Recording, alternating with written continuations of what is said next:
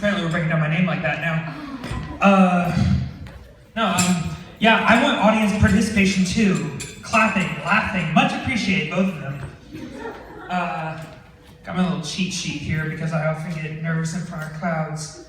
I find it helpful that if I just look at you and imagine me in my underwear, it helps a lot. Alright, there's all my warm-up jokes. If you're not laughing now, you're in for a bumpy ride. Hi, I'm Nicholas Bradford, and this is actually my 4th time here on the Marist College, trying to make people laugh. Yeah, 3rd time on this stage, actually. Last time I was on this stage, I bombed. Hard. Like nuclear holocaust, salted the field, it was bad.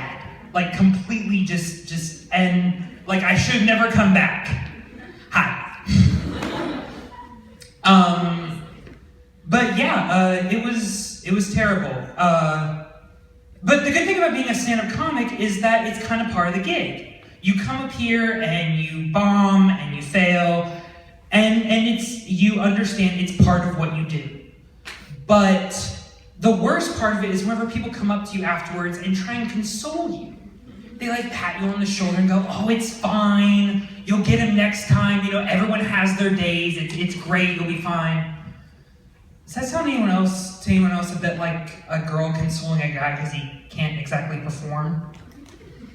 Because it does. Like, it does. It's okay. You can laugh at it. It's awkward and uncomfortable. Think about how I feel. But the effect's the same. It's miserable, and not that I don't have any problems performing because I've got no one to perform with.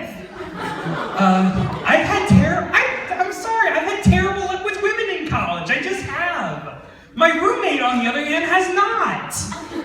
He's some kind of like Aphrodite, like he's got some sort of aphrodisiac in his cologne. That's all I've got because he has women in our room constantly, everywhere.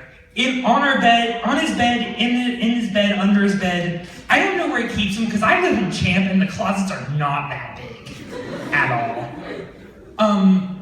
No, I love it, but I love my roommate and the women he brings home, and I will never talk bad about him. But this one time I walk in and there's a girl sitting on the bed, and I've just gotten out of a shower, so I'm sitting there with the towel around me. And I'm like, hey, can you leave? And the girl goes, why? Because I'm dripping wet in a towel, can you not pick up the social cues? Straight up, I'll just turn the other way. It's not the same and you know it. No, but I love my roommate, I love all my friends. These guys have been with me through thick and thin, and just shout out to all of you who are here supporting me tonight while I pretend that I'm funny. But today, the other day, I did realize that I have a very special relationship with one of my friends. You ever notice how in a math class, you will close your eyes for a nanosecond, and the professor will solve quantum physics, the time flux paradox, and why I can never get a date all in the time it takes you to open your eyes again? Well, this happened the other day. And the professor has the audacity to say, oh, well, the good news is that this could have been easy, except we're not using the permutation perfectly. I wasn't actually paying attention, so I don't know what he said. But my friend's sitting next to me, and he's leaned back, and he's nodding his head, all philosophically, yeah, of course, I get this. Like an asshole. And I just realized in that moment that I am friends with a guy who probably got swirlied in high school. And what I realized about myself is that I want to be the guy with it holding his head in the toilet. But I love my friends. It was a moment of sheer I saw red because he seemed to understand what's going on. I didn't. But my friends, I love them to death, and they decided it was a good idea to bring me, clubbing. Yeah. Where you all think this is going? It's going somewhere completely different, don't worry. So I'm standing there, and I'm actually dressed like this, because I like to get up nice and dapper whenever I go somewhere.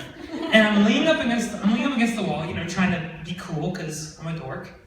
And this girl comes running up to me, and there is no nice ways to say it. The girl was hammered.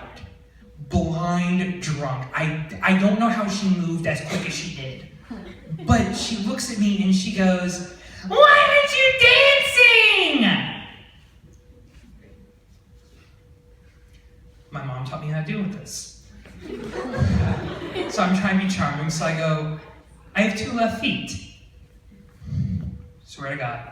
The girl looks me in the eyes, smiles, looks down, looks back up and goes, "No you don't!"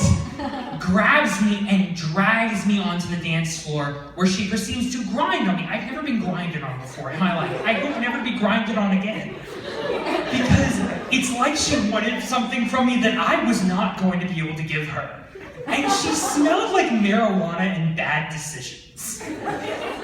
Like, I'm sitting there and it's just, I had this look on my face, and my friends thought it was like enjoyment because it was this.